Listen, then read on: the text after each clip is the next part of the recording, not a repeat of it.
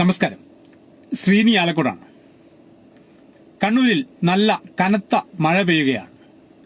പല താഴ്ന്ന പ്രദേശങ്ങളിലും വെള്ളം കയറിയിട്ടുണ്ട്. ഇപ്പോഴും മഴ തുടരുന്ന സാഹചര്യത്തിൽ ഇനി എവിടെയൊക്കെ വെള്ളം കയറുമെന്ന് മുൻകൂട്ടി പ്രവചിക്കാൻ കഴിയില്ല. ഞാനിപ്പോൾ ചപ്പാരപ്പുഴ വഴിയൊക്കെയാണ് വന്നത്. അവിടെയൊക്കെ പുഴ ഏതാണ്ട് ടൗണിലേക്ക് വെള്ളം കയറാവുന്ന വിധത്തിലേക്ക് നിറഞ്ഞു കവിഞ്ഞൊഴുകുകയാണ്. ചെറുപുഴ കാര്യങ്കോട് പുഴയിൽ ജലനിരപ്പ് ക്രമാതീതമായി വർദ്ധിക്കുന്നുണ്ട്. അതുപോലെ തന്നെ ഉളിക്കൽ മേഖലയിൽ പലയിടത്തും വെള്ളം ചപ്പാത്തുകളൊക്കെ കയറിയിട്ട് ഗതാഗതമൊക്കെ തടസ്സപ്പെട്ട ഒരവസ്ഥയൊക്കെ ഉണ്ടായിട്ടുണ്ട്, നമുക്കറിയാം. അപ്പോൾ ഞാൻ മഴയെക്കുറിച്ച് പറയാനല്ല ഈ സമയത്ത് വന്നത്. ഇത് വീഡിയോ കാണുന്ന ആളുകൾ ഒന്ന് കമന്റ് ചെയ്യുക. എല്ലാവരും ഇപ്പം ഇന്ന് അവധിയൊക്കെയാണല്ലോ, സ്കൂളുകൾക്ക് അവധിയാണ്. അപ്പോൾ വീടുകളിൽ തന്നെ ആളുകളൊക്കെ ഉണ്ടാവും. കുട്ടികളൊക്കെ വീടുകളിൽ തന്നെ ഇരിക്കുന്ന സമയമാണ്. അപ്പോൾ രക്ഷിതാക്കൾക്ക് പുറത്ത് പോകാൻ കഴിയില്ലല്ലോ. അപ്പോൾ അങ്ങനെ ഈ വീഡിയോ കാണുന്ന ആളുകൾക്ക് ഒന്ന് കമന്റ് ചെയ്യുക. ആരൊക്കെ കാണുന്നുണ്ടോ നമുക്ക് പറയാൻ കഴിയും. ഞാനൊരു ഗുരുതരമായ വിഷയം നിങ്ങളുടെ ശ്രദ്ധയിൽപ്പെടുത്താനാണ് ഇപ്പോൾ വരുന്നത്. ഇപ്പോൾ വന്നില്ലെങ്കിൽ പിന്നീട് ഒരിക്കൽ പറയാൻ പറ്റിയില്ലെങ്കിലോ. അപ്പോൾ ഇത് സസൂക്ഷ്മം കേൾക്കണം. കേട്ടിട്ട് നിങ്ങൾക്ക് ഇത് ശരിയാണെന്ന് തോന്നുന്നുണ്ടെങ്കിൽ നിങ്ങളിത് ഷെയർ ചെയ്യണം. ഇത് 4 ആളുകൾ അറിയണം. നമ്മൾ കഴിഞ്ഞ ദിവസം കണ്ടു, കൊട്ടിയൂർ ക്ഷേത്രത്തിൽ ഇപ്പോൾ ഉത്സവം നടക്കുന്ന സമയമാണ്. ആ സമയത്ത് ഒരുപാട് ആളുകൾ, ഭക്തജനങ്ങൾ ഈ കൊട്ടിയൂർ ക്ഷേത്രത്തിലേക്ക് ഒഴുകുകയാണ്. ഒരു വലിയ ജനസഞ്ചയം തന്നെ കൊട്ടിയൂർ ക്ഷേത്രത്തിൽ നമുക്ക് കാണാൻ വേണ്ടി കഴിയും. അതോടൊപ്പം ശനി ഞായർ ദിവസങ്ങളിൽ അഭൂതപൂർവമായ ഭക്തജന തിരക്കാണ് അനുഭവപ്പെട്ടതെന്നും നമ്മൾ മാധ്യമങ്ങളിൽ കണ്ടു കാണും. ഒരുപാട് വാഹനങ്ങളാണ് വിദൂര സ്ഥലങ്ങളിൽ നിന്ന് പോലും ഈ ക്ഷേത്രത്തിലേക്ക് എത്തുന്നത്. കഴിഞ്ഞ വെള്ളിയാഴ്ച വൈകുന്നേരമാണെന്ന് തോന്നുന്നു, അവിടുത്തെ പോലീസുകാര് ഒരു ഉത്തരവ് പുറപ്പെടുവിച്ചു. ദയവ് ചെയ്ത്, ഉത്തരവ് എന്ന് പറയാൻ കഴിയില്ല, ഒരു അഭ്യർത്ഥനയായിരുന്നു പോലീസുകാരുടെ ഭാഗത്തുനിന്നുണ്ടായത്. ഈ ടൂറിസ്റ്റ് ബസ്സുകൾ കേളകം ബസ് സ്റ്റാൻഡിൽ ആളെ ഇറക്കിയതിനു ശേഷം അവിടെ പൊതുഗതാഗത സംവിധാനങ്ങൾ, KSRTC ബസ്സോ അല്ലെങ്കിൽ മറ്റു ചെറിയ വാഹനങ്ങളോ ഉപയോഗിക്കണം എന്ന് അവർ പറഞ്ഞു. പക്ഷെ അതാരും അനുസരിച്ചില്ല എന്നുള്ളത് കൊണ്ട് തന്നെ ഇന്നലെയൊക്കെ വലിയ ഗതാഗത കുരുക്കാണ് കൊട്ടിയൂരിൽ അനുഭവപ്പെട്ടത്. ബോയ്സ് ടൗൺ തുടങ്ങിയ സ്ഥലം, വയനാട് നിന്ന് തുടങ്ങി പല സ്ഥലങ്ങളിലേക്കും ഗതാഗതം തടസ്സപ്പെട്ടു. അങ്ങോട്ടും ഇങ്ങോട്ടും പോകാൻ പറ്റാത്ത ഒരവസ്ഥ. ആ അവസ്ഥയിലാണ് ഒരു 3 വയസ്സുകാരൻ ദാരുണമായി മരിച്ചത് എന്നുള്ള കാര്യം നമ്മൾ ഓർക്കണം.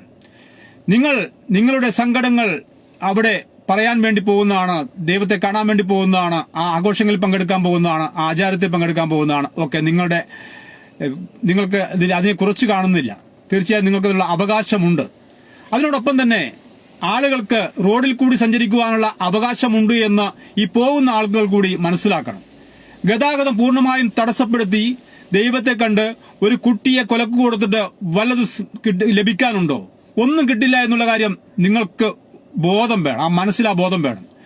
ഒരു ആദിവാസി വിഭാഗത്തിൽപ്പെട്ട പാവപ്പെട്ട ഒരു 3 വയസ്സുകാരൻ ആംബുലൻസ് കൃത്യസമയത്ത് ആശുപത്രിയിൽ എത്താത്തതിനാൽ മരണപ്പെട്ടു എന്നുള്ള ഖേദകരമായ വാർത്ത കേരളത്തിൽ നിന്നാണ് റിപ്പോർട്ട് ചെയ്യുന്നത്.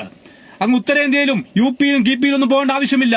നമ്മുടെ കേരളത്തിൽ, സാക്ഷര കേരളത്തിൽ, ദൈവങ്ങളുടെ സ്വന്തം നാട് എന്ന് പറയുന്ന ഈ കേരളത്തിലാണ് ഈ ദാരുണമായ ഒരു മരണം സംഭവിച്ചിട്ടുള്ളത്. അതിനെക്കുറിച്ച് പറയാതിരിക്കാൻ കഴിയില്ല. നിങ്ങൾ അവിടെ പോയി അവിടെ ദൈവത്തെ കാണുന്നു, നിങ്ങൾ ആഘോഷിക്കുന്നു, നിങ്ങളുടെ സങ്കടങ്ങൾ അഭ്യർത്ഥിക്കുന്നു, നിങ്ങളുടെ സങ്കടങ്ങൾ അവിടെ ഏറ്റുപറയുന്നു. നിങ്ങൾക്ക് ചിലപ്പോ മനസ്സിന് സുഖം കിട്ടുമായിരിക്കും. അതിനപ്പുറത്ത് ഒരു മാതൃഹൃദയം അവിടെ തേങ്ങുന്നുണ്ട്. ആ മാതാപിതാക്കൾ അവര് അലമുറയിട്ട് കരയുന്നുണ്ട്. അത് മനസ്സിലാക്കാതെയാണ് ഇത്തരത്തിലുള്ള കാര്യങ്ങൾ നിങ്ങൾ ചെയ്യുന്നത്. നിങ്ങൾ ക്ഷേത്രത്തിൽ പോയിക്കോളൂ, നിങ്ങൾ ആഘോഷങ്ങളിൽ പങ്കെടുത്തോളൂ, നിങ്ങൾ പള്ളികളിൽ പോയിക്കോളൂ. റോഡ് ഗതാഗതം തടസ്സപ്പെടുത്തിയിട്ടുള്ള ഇത്തരം ആഘോഷങ്ങൾ പ്രോത്സാഹിപ്പിക്കാൻ പാടില്ല. കോടതി പോലും പറഞ്ഞിട്ടുണ്ട് ഇത്തരത്തിൽ റോഡിൽ ഗതാഗതം തടസ്സപ്പെടുത്തരുതെന്ന്. എന്നിട്ടെന്തേ അനുസരിക്കാത്തത്? എത്രയോ മണിക്കൂറുകൾ അഭിമാനത്തോടു കൂടിയാണ് പറയുന്നത്. ഞാൻ 8 മണിക്കൂർ 10 മണിക്കൂർ വരി നിന്നിട്ടാണ് ദൈവത്തെ കണ്ടത്, അല്ലെങ്കിൽ ആഘോഷത്തിൽ പങ്കെടുത്തത്, ആ ക്ഷേത്രത്തിൽ എത്തിയത്. എന്തൊരു അഭിമാനപൂർവ്വമാണ് പറയുന്നത്. അങ്ങനെയല്ല പറയേണ്ടത്. അവിടെ പോകുന്നുണ്ടെങ്കിൽ അവിടുത്തെ കൃത്യമായ പോലീസിന്റെ അഭ്യർത്ഥന മാനിക്കുക.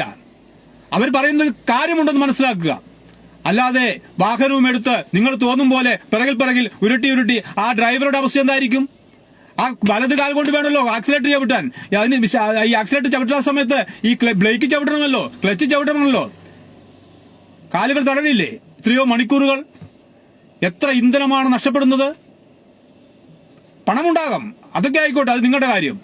പക്ഷേ മറ്റുള്ളവരുടെ യാത്ര തടസ്സപ്പെടുന്ന വിധത്തിൽ നിങ്ങൾ റോഡിൽ ഗതാഗത കുരുക്കുണ്ടാക്കിയിട്ട് ദൈവത്തെ കണ്ടതുകൊണ്ട് ഒന്നും സംഭവിക്കാൻ പോകുന്നില്ല. ഒരു ഗുണവും നിങ്ങൾക്ക് കിട്ടാൻ വേണ്ടി പോകുന്നില്ല. ഇനിയെങ്കിലും ശ്രദ്ധിക്കൂ, പോലീസിന്റെ അഭ്യർത്ഥന മാനിക്കൂ. അവിടെ ഉത്സവം നടക്കട്ടെ, ആചാരങ്ങൾ നടക്കട്ടെ. ആചാരങ്ങൾക്ക് നമ്മുടെ സംസ്കാരത്തിന്റെ ഭാഗമാണ്. അത് നടക്കണ്ട എന്നല്ല പറയുന്നത്. ഒരുപാട് ഭക്തജനങ്ങൾ വരുന്ന ഒരു വലിയ മഹാക്ഷേത്രമാണ് കൊട്ടിയൂർ ക്ഷേത്രം. വൈശാഖ മഹോത്സവത്തിന് ഒരു വർഷത്തിൽ ഒരു തവണയാണ് വരുന്നത്. അവിടുത്തെ പഞ്ചായത്ത് പ്രസിഡന്റ് ഇന്നലെ പറയുന്നത് കേട്ടു മാധ്യമങ്ങളോട്. പലതവണ ഞങ്ങൾ പറഞ്ഞു, ഈ റോഡിന്റെ വീതി കൂട്ടി ഇതിനുള്ള സംവിധാനം ഒരുക്കണം, ബദൽ സംവിധാനങ്ങൾ ഒരുക്കണം. മറ്റുള്ള റോഡുകളുണ്ട്, സർവീസ് റോഡുകളുണ്ട്. ആ റോഡുകളൊക്കെ ഒന്ന് വീതി കൂട്ടി ടാർ ചെയ്ത് കഴിഞ്ഞാൽ തീരുന്ന പ്രശ്നമേ ഉള്ളൂ. പക്ഷേ ഞങ്ങൾ അഭ്യർത്ഥിച്ചിട്ട് പോലും അത് വേണ്ടുന്ന തരത്തിലേക്ക് അത് പോകുന്നില്ല. വർഷത്തിൽ ഒരു തവണയല്ലേ ഉത്സവം നടക്കുന്നുള്ളൂ, അതുകൊണ്ട് വീതി കൂട്ടിയിട്ട് എന്താ കാര്യമെന്നാണ് ചോദിക്കുന്നതെന്നൊക്കെയാണ് പ്രസിഡന്റ് പറഞ്ഞത്. ഇപ്പോൾ സത്യാവസ്ഥ അതായിരിക്കാം. അങ്ങനെ ഒരു വർഷത്തിൽ നടക്കുന്ന ഉത്സവം, ആ ഉത്സവത്തിൽ പിന്നെ ആരോ പറയുന്നു, ഫേസ്ബുക്കിൽ ഒരു പോസ്റ്റ് ഇട്ടത് കണ്ടു, അദ്ദേഹം പറഞ്ഞത് യഥാർത്ഥത്തിൽ കറക്റ്റാണ്. പമ്പ നിലയ്ക്കൽ നിന്നും KSRTC ബസ്സിൽ നമ്മൾ പമ്പയ്ക്ക് പോകുന്നില്ല, നിലയ്ക്കൽ നിന്നും പമ്പയ്ക്ക് പോകുന്ന പോലെ ഈ കേളകം വരെ ബസ് വന്നതിന് ശേഷം അവിടെ ഒരു പാർക്കിംഗ് സംവിധാനം ഉണ്ടാക്കുക. അതിനുശേഷം അവിടുന്ന് പൊതുഗതാഗത സംവിധാനം വഴി KSRTC ഉൾപ്പെടെയുള്ള ബസ്സുകൾ സർവീസ് നടത്തുന്ന കൊട്ടിയൂരിലേക്ക് ഈ ഗതാഗതക്കുരുക്ക് പരിഹരിക്കാൻ കഴിയും. അല്ലാതെ എത്രത്തോളം കാലം ഇത്തരത്തിലുള്ള ഒരുപാട് രോഗികൾക്ക് ജീവഹാനി സംഭവിക്കുന്ന ഒരവസ്ഥ വരുമെന്നുള്ളതിൽ യാതൊരു സംശയവുമില്ല. തോമസ് MC പറയുന്ന പോലെ ദൈവം മനുഷ്യന്റെ ഹൃദയത്തിലാണെന്ന സത്യം ഇവറ്റകൾക്ക് ഇതുവരെ മനസ്സിലാകുന്നില്ല. തീർച്ചയായും ഒരു കുട്ടിയാണ് മരിച്ചത്, ഒരു 3 വയസ്സ്. എത്ര വർഷം ജീവിക്കേണ്ട മോനാണത്? അവന് മതിയായ ചികിത്സ കിട്ടാൻ അവിടെ ആംബുലൻസ് കൊടുക്കും. നിങ്ങൾ കണ്ടു എത്ര ലാഘവത്തോടു കൂടിയാണ് ആളുകൾ ആ വീഡിയോ ഷെയർ ചെയ്യുന്നത് കണ്ടോ? ഒരു ആംബുലൻസ് നമ്മൾ വഴിമാറി കൊടുക്കാൻ വഴിയില്ല. എങ്ങോട്ട് പോകാനാണ്? അങ്ങോട്ട് പോകാൻ കഴിയില്ല, ഇങ്ങോട്ടും പോകാൻ കഴിയില്ല, ആംബുലൻസ് എത്താൻ കഴിയുന്നില്ല. ആ ഒരു അവസ്ഥയ്ക്ക് മാറ്റം വരണം.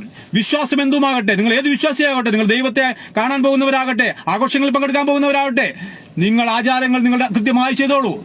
അതിനപ്പുറത്ത് ഇമാതിരി തോന്നിവാസം നടത്തി ചില ജീവനുകൾ എടുക്കുവാനുള്ള അധികാരം നിങ്ങൾക്കില്ല എന്നുള്ള ബോധം നിങ്ങൾക്ക് വേണം. എന്തായാലും ഞാൻ അവസാനിപ്പിക്കുകയാണ്. ഈ പ്രശ്നത്തിന് പരിഹാരം കാണാൻ അടുത്ത വർഷമെങ്കിലും ഈ ഉത്സവം ഭംഗിയായി നടക്കാൻ, ഈ ഗതാഗത കുരുക്കില്ലാത്ത വിധത്തിൽ നിങ്ങൾക്ക് ദൈവങ്ങളെ പോയി കാണാൻ, നിങ്ങളുടെ ആചാരങ്ങളിൽ പങ്കെടുക്കാൻ, നിങ്ങളുടെ ആഘോഷങ്ങളിൽ പങ്കെടുക്കാൻ നിങ്ങൾക്ക് സാധിക്കട്ടെ എന്ന് മാത്രം പ്രാർത്ഥിച്ചുകൊണ്ട് ഞാൻ അവസാനിപ്പിക്കുകയാണ്. എല്ലാവർക്കും നന്മ വരട്ടെ. മറ്റൊരു വിഷയമായി വീണ്ടും കാണാം. Good bye.